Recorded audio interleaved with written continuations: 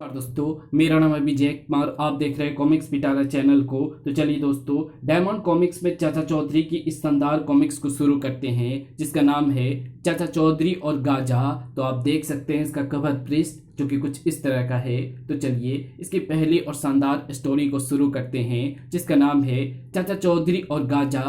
मेरे सिर में खुजली हो रही है, एक्जिमा हो गया होगा, मरहम लगाओ। जब कहीं कोई अप्रिय घटना होने वाली होती है तो चाचा जी के सिर में खुजली होती है। क्या ये वायरलेस संदेश है? ऐसा ही समझो। अखबार। शानपुर में गुरु गाजा की धरती में समाधि। ये अजीब लग रहा है। इसमें अजीब क्या है? गाजा एक चमत्कारी बाबा है। जय हो। साबू, आओ, शानपुर कस्बे को जाना है। चाचा चौधरी और साबू उधर रवाना हो जाते हैं जहां गाजा चमत्कार दिखाने वाला था। शानपुर के एक मैदान में प्रिय दर्शकों, गुरु गाजा कड़ी तपस्या में विश्वास रखते हैं। पहले वो 15 दिन धरती के अंदर रहे थे, इस बार वो 30 दिन रहेंगे। गुरु गड्ढे की तरफ चल देता है। महाराज गाजा की जय। महाराज। सोनबाई, तुम क्या लाई?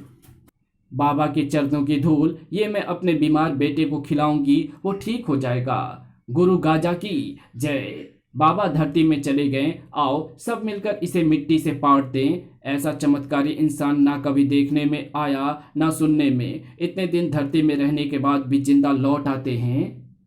धरती ऊपर से समतल कर दी गई। ये जगह पवित्र है, फूल चढ़ाओ।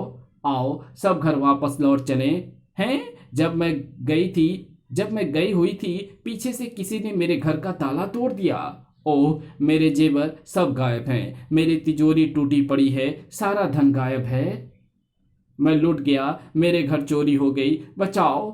रुको, शानपुर के सारे घर लूट लिए गए, हमारी मदद करो। आप धीरज रखिए, हम चोर को पकड़कर सबके पैसे और जेवर वापस लाने की कोशिश करेंगे। चाचा जी, हम कहाँ जा रहे हैं? उस मैदान में जहाँ गाजा बाबा धरती में समाया होगा। ये वही जगह है जहां गुरु गाजा गड्ढे में दफन हो गया। वं वं वं। रॉकेट, चुप रहो। कुत्ते ने जब पांव से मिट्टी हटानी शुरू की तो बाबा का शिष्य आ गया। अरे रे, कुत्ते को रोको, तुम बीच में ना पड़ो। गुरु गाजा मेरे लिए महान आत्मा है, मैं तुम्हें उनका अपमान नहीं करने दूंगा। चूहे, चल हट। ठक। साबू, लो फावड़ा और मिट्टी खोद दो। मिट्टी हटाने में ज्यादा देर नहीं लगेगी। चाचा जी, गड्ढे के नीचे कुछ नजर नहीं आ रहा है। गुरु गाजा कहीं दम घुटने से मर तो नहीं गए और उनके शरीर को कीड़े मकोड़े खा गए हों, लेकिन अस्थि पंजर तो शेष रहने चाहिए। साबू, रॉकेट को लेकर मेरे पीछे आओ। दरवाजा ये नीचे जाने को खुलता है। मैंने सोचा नहीं था कि गड्ढा इतना गहरा होगा। उतरने के लिए सीढ़ियां भी हैं। जमीन के नीचे तहखाने में। हेलो बोजो, क्या कामयाबी मिली? जमीन के ऊपर एक जगह। हेलो चीफ गाजा, बहुत माल हाथ लगा, लाखों रुपए और ढेर सारे जेवरात। बोजो, गाजा ये जानकर बहुत खुश हुआ, तुम इनाम के हकदार हो। चीफ, असली श्रेय आपको जाता है, जिन्होंने सारा प्लान बनाया। जब हमने देखा कि आपको जमीन में दफन होते देखने के लिए शानपुर के लोग घरों से निकल पड़े हैं, पीछे से हमने अपना काम शुरू कर दिया। आओ खाली घरों को लूट लो। ताला टूट गया।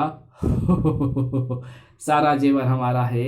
इतने सारे रुपए, इतनी दौलत पहले कभी नहीं मिली। इससे पहले कि पुलिस को पता चले, लूट का सारा माल वैन में रखकर हम 9-2-11 हो गए। और तारीफ की बात तो ये है कि किसी को हम पर शक नहीं।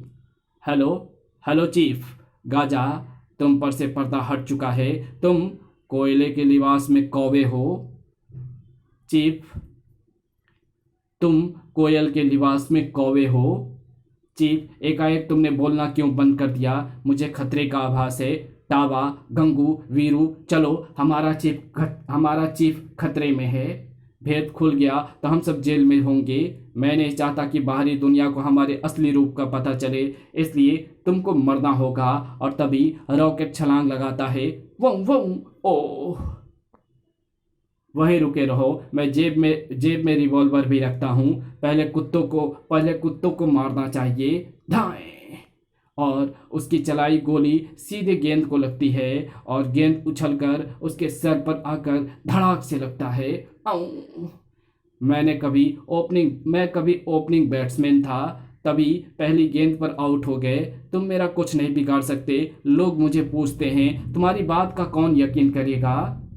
जब सामने सबूत होंगे तो सब यकीन करेंगे। चलो गाजा, तुमने लोगों के साथ विश्वासघात किया, मुझसे दुश्मनी लेकर पछताओगे। बाहर जो कोई अंदर गया होगा इसी रास्ते से बाहर आएगा, उसे गोलियों से भून देंगे। बाहर पहले मैं जाता हूँ। नहीं साबू, सबसे पहले मेरी ये पगड़ी जाएगी, इसे ऊपर उछालो। साबू पगड़ी को उछालता है। टर टर टर टर टर पगड़ी लौट आई। चाचा जी, आपकी पगड़ी गोलियों से छलनी कर दी गई है। अगर कोई प्राणी जाता तो उसका भी यही हाल होता। चाचा चौधरी का दिमाग कंप्यूटर से तेज चलता है।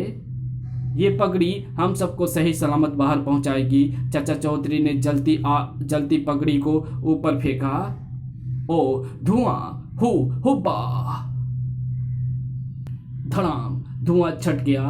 पकड़ो, तुम्हारा साथी हमारा कैदी है। मैं इसका भेजा उड़ा सकता हूँ। अगर इसकी रिहायती चाहते हो तो हमारा चीफ गाजा को छोड़ दो। जाओ, इनका मरना जरूरी है। अगर इन्होंने रहस्य खोल दिए तो लोग मुझे देवता मानना छोड़ देंगे। तुमने नाक क्यों बंद कर दी? क्या मेरे कपड़ों से बदबू आती है? नहीं, मुझे छींक आ रही है। रोक ली। तुम छींक सकते हो। मरने वाले की आखिरी इच्छा तो पूरी की जाती है। आ आ आ छू, धड़ाक, ओ बड़ाक, रट रट रट रट, ताड़, भागो। नहीं महात्मा, अब तुम्हारा कोई चमत्कार नहीं चलेगा। कुत्ते को दूर हटाओ। वम वम। रहम, मैं लोगों का सारा धन और जेवर लौटा दूंगा। तो फिर ट्रक में बैठो। वाह, हमारे स्वामी जी उद्धार करने आ गए। मैं कोई चमत्कारी बाबा नहीं हूँ। मैं कबूल करता हूँ कि आप लोगों का जो माल चोरी हुआ है वो मेरे आदमियों ने चुराया था। क्या? हाँ, यही सच है। इस चक्कर में मेरी पगड़ी गई। शानपुर के निवासी आपको नई पगड़ी देंगे। चोरों को वो कहाँ ले जा रहे हैं? Police station. तो चलिए इसकी अगली स्टोरी शुरू करते हैं, जिसका नाम है कार और स्टार। जवान, तुम इतनी परेड करते हो फिर भी तुम्हारे बूट नहीं घिसते। क्योंकि मेरे बूटों के तलों में स्टार्स लगे हुए हैं। क्यों ना मैं भी स्टार्स खरीद कर मोची से अपने जूतों में लगवा लूं। कहो चाचा चौधरी, कैसे आना हुआ? गणपत, मुझे स्टार्स खरीदने हैं। स्टार्स, ध्यान रखना, अगर कोई स्टार जमीन पर गिर गया तो किसी का पांव जख्मी होने का खतरा है। सड़क पार कर लूं। पोलपोट, एक्सीलेटर दबाओ। धड़ाक, बचाओ। उठिए भाई साहब, गलती हो गई, हमसे माफ़ी चाहते हैं। मेरा बटुआ, उसमें 5,000 रुपये थे। ये रहा। जब कोई कार की टक्कर से गिरता है तो भौचक्का हो जाता है। उस वक्त आसानी से उसकी पॉकेट मारी जा सकती है। वाह, चाल गोट। एक और शिकार आ रहा है। टक्कर मारो और उसे जमीन पर लौटा दो।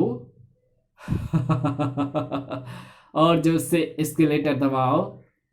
और तभी चाचा चौधरी उन सारे स्टार्स को जमीन पर बिखेर देता है। टायर पंक्चर हो गए। फटाक फटाक। मेरा बटुआ, वो दोनों बेहोश हो गए हैं। अपने पैसे ले लो। तो चलिए इसकी अगली स्टोरी शुरू करते हैं, जिसका नाम है सपनों की दुनिया। चाचा जी, आप चुपचाप चले जा रहे हैं, कोई बात कीजिए। साबू, क्या बात करूं?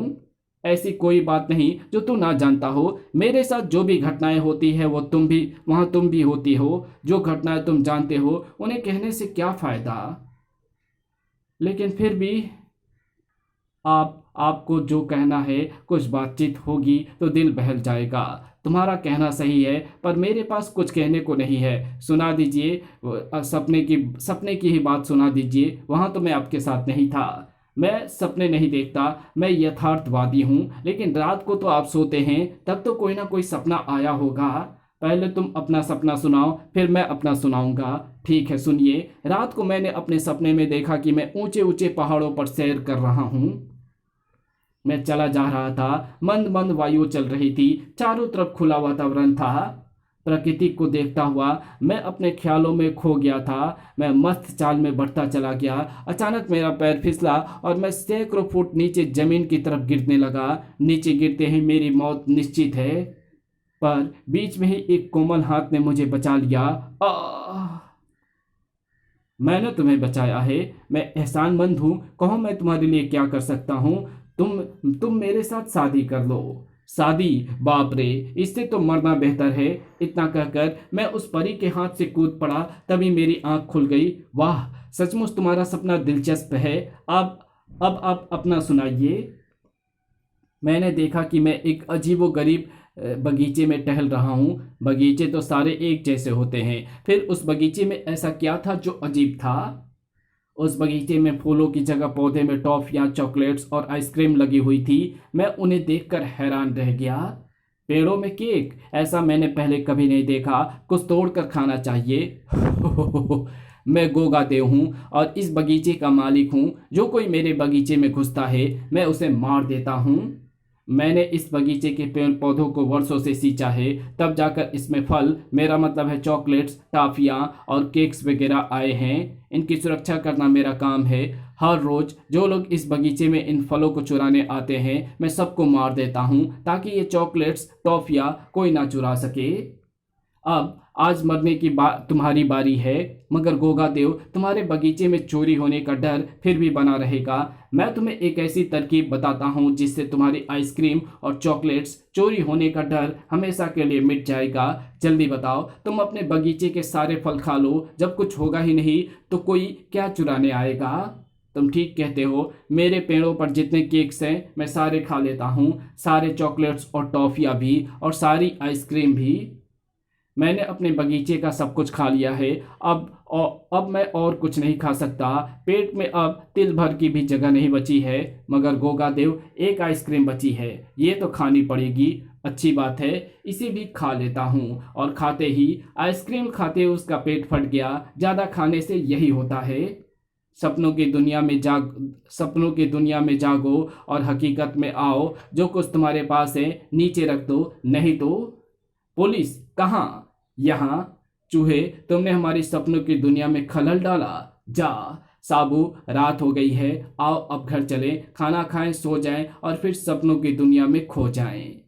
तो चलिए इसकी अगली स्टोरी शुरू करते हैं, जिसका नाम है साबू और मगरमच्छ। शेखर, आज समुद्र के किनारे पिकनिक मनाई जाए। ठंडी हवा ने मन को शीतल कर दिया है। क्यों मोगो? हाँ पापा, तुम्हारा मनपसंद कैसेट 2 in 1 में लगा दिया है। कविता, कुछ खाने के लिए भी निकालो, मैं तुम्हारे लिए मक्खन टोस्ट बना रही हूँ।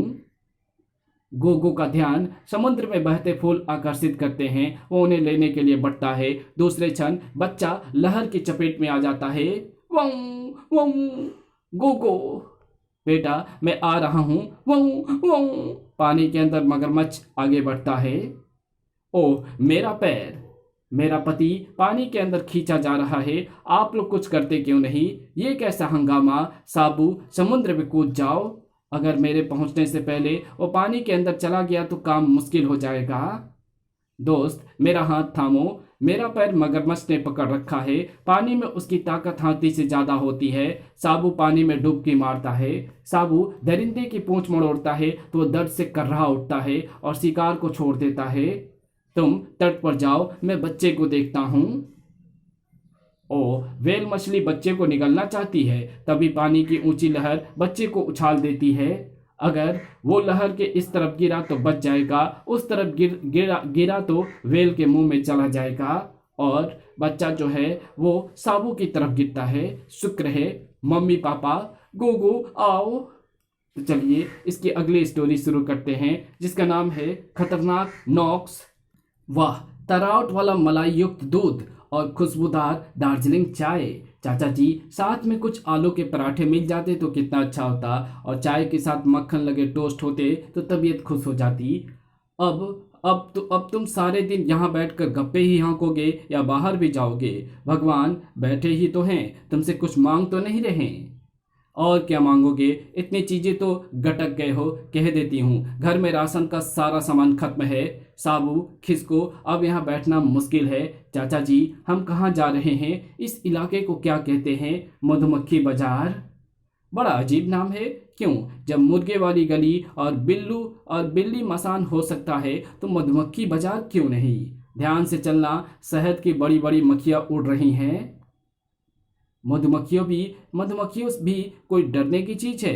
काट गई तो मुंह सूजकर कुप्पा हो जाएगा। वो आई, मैंने तुम्हें कहा था ना। फटाक, चल दफा हो। वो फिर आएगी। इन मधुमक्खियों का मिजाज बहुत गर्म होता है, अगर दोबारा आई तो मसल कर रख दूंगा। फिर आ गई मम फटाक। ओह, बचकर निकल गई। साबू वो मधुमक्खी नहीं, कोई और चीज थी। देखो, उसका बदला आकार कई गुना बड़ा करके झपट रही है। सर्राट, बच गए। पर अब वो दुगने वेग से झपट रहा है। हमारी धरती पर कोई मानव तुम्हारी तरह नहीं उड़ सकता। तुम हो कौन? मैं नॉक्स हूँ, सुदूर अंतरिक्ष में बालकोजे ग्रह पर रहने वाला। मैंने वहाँ अनेक आतंकपूर्ण मैंने वहाँ अनेक आतंकपूर्ण मैंने वहाँ अनेक आतंकपूर्ण काम और सैकड़ों लोगों की हत्याएं की थी। इसलिए वहाँ के शासक ने मुझे बालकोजे ग्रह से निकाल दिया था। तब से मैं निरुद्देश्य भटक रहा हूँ। हम तो समझते थे कि आतंकवाद सिर्फ हमारी पृथ्वी पर ही है। चाचा जी, नॉक्स भाग गया कहीं? नहीं तो इससे पहले कि वो किसी को नुकसान पहुंचाता, मैं उसे कीड़े की तरह मसल कर रख देता। नहीं साबू, वो भागा नहीं है, अगले किसी खतरनाक हमले की योजना बना रहा है। वो दूर से इतने वेग से आएगा कि तुम उससे टकराते ही गिर जाओगे। लड़ाई का ये उसका अपना ढंग है, और इस बार वो चूकेगा नहीं। तब क्या करना चाहिए? फिलहाल तुम जितना तेज भाग सकते हो भागो। भाग रहे हैं डरपोक। साबू, वो ड्रम उठा लो। चाचा जी, मैं समझ गया आप क्या चाहते हैं। नॉक्स तो सचमुच तूफानी रफ्तार से आ रहा है। खून, मुझे खून चाहिए, बहुत प्यासा हूँ। और साबू उस ड्रम को नॉक्स की तरफ उछाल देता है। कड़म! मैं ढूंढ रहा हूँ, शायद उसकी कोई हड्डी या पसली साबुत बच गई हो। तुम्हें निराशा हाथ लगेगी। बारूद बहुत पावरफुल था चाचा जी। धमाका होने से पूर्व मैंने इस ओर से आती कोई आवाज़ सुनी थी। किसी बच्चे ने पटाखा चलाया होगा। पुलिस चौकी में बैठकर आराम से सोचो। लो, निकल आए मधुमक्खी बाजार से। आओ आगे चलें। इसी के साथ चाचा चौधरी की ये कहानी यही समाप्त होती है। तो आपको ये वीडियो कैसी लगी? वीडियो अच्छी लगी तो इस वीडियो को लाइक शेयर कमेंट ज़रूर कर देना। और आज इस महीने का लास्ट दिन है, आप चाहें तो मदद कर सकते हैं कि मुझे आप सुपर थैंक्स के जरिए 20 30 या 40 50 100 80 कर सकते हैं। इतना अगर मदद कर सकते हैं तो मेरा काम हो जाएगा। अगले महीने पेमेंट आ जाएंगे, नहीं तो नहीं आएंगे। तो आप अगर कर सकते हो तो प्लीज़ आप इतने कम अमाउंट का हेल्प कर सकते हैं। तो मिलता हूँ मैं आपसे किसी और नई वीडियो में, तब तक के लिए बाय।